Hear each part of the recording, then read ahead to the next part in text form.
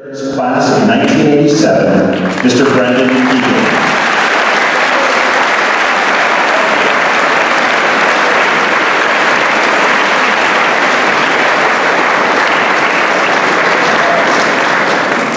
Students, so for the 748, I really hope this hits home, because we're going to talk about 5 ways that you can crush your anxiety, and I have one really important message for you. So are you guys going to be focused today?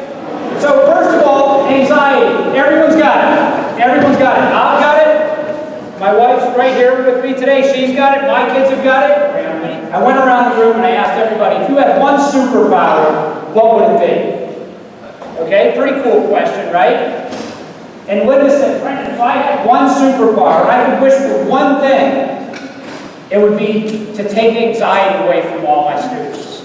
So I'm trying to give Linda her wish today and try to help just take a little bit of your anxiety away. Now let me see if this resonates with any of you out there, anxiety girl. Able to jump to the worst conclusion in a single bound. So all of a sudden you get an 80 on your test and you go, I'm going to fail. All of a sudden you're 1 goal behind in a game and you're like, we're going to lose. Okay, so I know that's a lot of you. I have a daughter in 7th grade, a son in 5th grade. I coach sports and I see it. It's like the second you start to get behind, you think the world's going to end. Well, let's take a look at some people who have faced bigger things. Here's a picture of Tom Brady. Now, this is him at the NFL Combine. Now, every once in a while when I'm working out and I don't feel good about myself, I like looking at this picture. And I'm like, what's Giselle doing with him? Right? I got a better gun show than that. But think about it, 198 people said no to Tom Brady. And before you think the Patriots were that smart, the Patriots said no 5 times. They took him in the 6th round with a compensatory pick. How'd it turn out? Pretty good. Pretty good. Greatest ever. But do you think he had a little anxiety at the end of the 1st round, at the end of the 2nd round, at the end of the 3rd round? Absolutely. But I'm a football fan, so bear with me on this one. But NFL teams keep 2 quarterbacks. Every once in a while they keep 3. His rookie year, guess where Tom Brady was on the depth chart? Somebody take a guess. 6. He was 4th. 4th. Okay, do you know what 4th means? You're going to get cut. You're not going to make it. But for some reason, Charlie Weiss and Bill Belichick kept him on the team because they saw the leadership in him and they saw attributes in him, and I think that paid off. Steven Spielberg, how many seniors are applying to schools? How many seniors?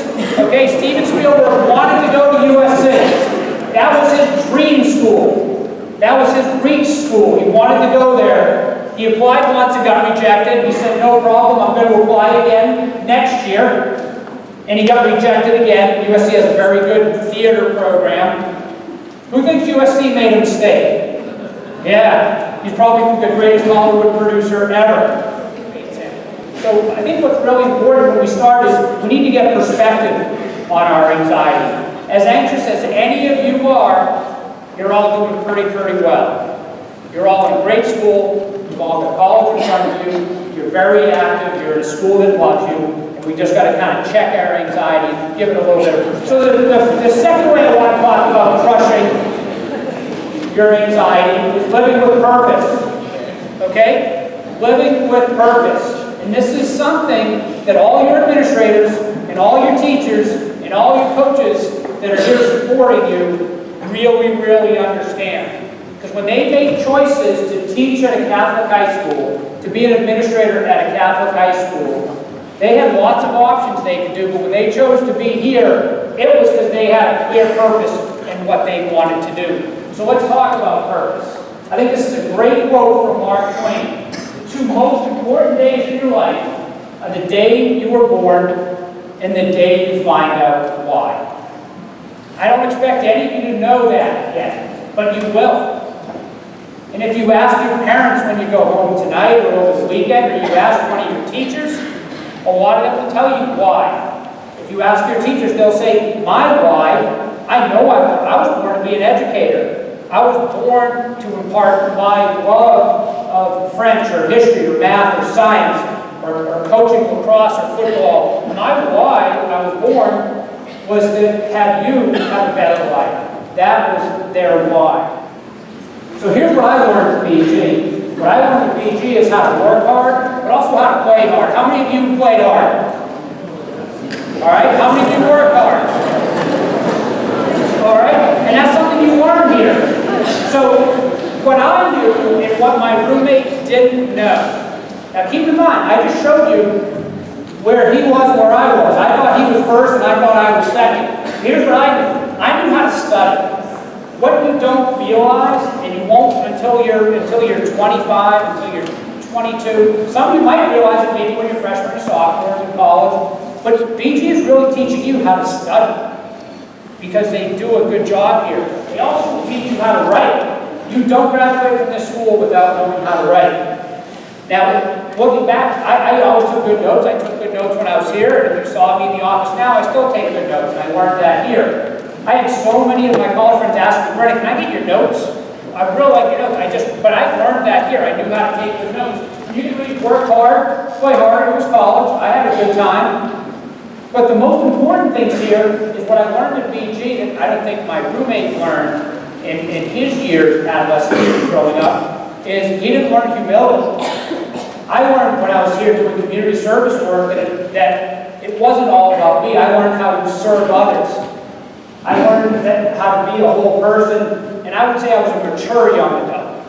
Okay? I was still forming, I was not a mature adult, I was a mature young adult, which meant it's code for I still made my mistakes, but I was mature about it. So now here's the tail of the tape at graduation. Well, at first, freshman GPA, I had a 4.0, he had a 1.5. My freshman ranking was in the top 100. We had 2,000 students, he was over 1,000. He played football for a year and then quit. I played for 3 years. And then I got injured. I was class president. He didn't do any extracurriculars. It took him 6 years to graduate. By the way, when you graduate in 6 years, you don't have a class ranking because your class graduated 2 years earlier. Okay, I graduated in 3 years. Why? Because I was paying for it. So I just wanted to get through and have as little debt as humanly possible. And I finished ranked second, and I had 10 job offers. And he struggled. He didn't have job offers. But yet, when we showed up that freshman year, on paper, he was a first rounder, and on paper, I was a second rounder. But I had all the attributes that Charlie Weiss and Bill Belichick saw in Tom Brady: the leadership, the whole person, the maturity, the humility that he didn't have, and that really fueled my success there. So without purpose that's bigger than yourself, if you think right now that this is you and this is the world, okay, the world's going to humble you. You've got to have a purpose that's bigger than yourself. Right now, BG's preparing you. They're putting a lot of time into developing you. They're teaching you that working hard is cool. I work with other high school students and college students, and sometimes they feel like it's not cool to work hard. It's cool to work hard here. Serving others, play a sport. Even if you're not, there's a whole bunch of no-cut sports, play a sport. Join a club. Just be a part of something. Find your thing, be self-aware. I want to say number 9, fail at something. I was actually sitting and having lunch with a gentleman yesterday who said, in high school, his son has tried 5 sports. I go, how has he done? He goes, and he literally says, he goes, he has stunk it all. But I'm just so proud that he's joined 5 teams and he's had such a great time being on 5 teams. And I say, kudos to that father's son, who, even though he's not great, he's had a chance, instead of sitting on the sidelines and spectating, he's been out participating.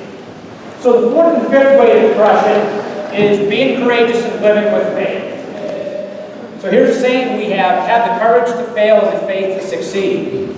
So have courage that, I might fail, but I believe and I have faith that I'm going to succeed. So here's our one important message. We're going to wrap up on this, is have gratitude. I want you all to be thankful and appreciative. So what does that mean? Tougher than any of you. So 5 ways to crush anxiety. Just 1, have perspective. Okay? Another way to say that is kind of get over yourself. If your anxiety is that you lost to Bedford the other night in a state championship game, or your anxiety, and I think that one stuff that I've heard that a lot of people are still upset about that. You got to embrace that, move on. If your anxiety is, I might not get into my dream school, or your anxiety as a freshman is, I don't know if BG is right for me get past that. Have purpose, be courageous, live with faith, and at the end of the day, find your leadership role, whatever that is. So thanks, you guys have been good and focused. You got a little food too, so that's good. And take care.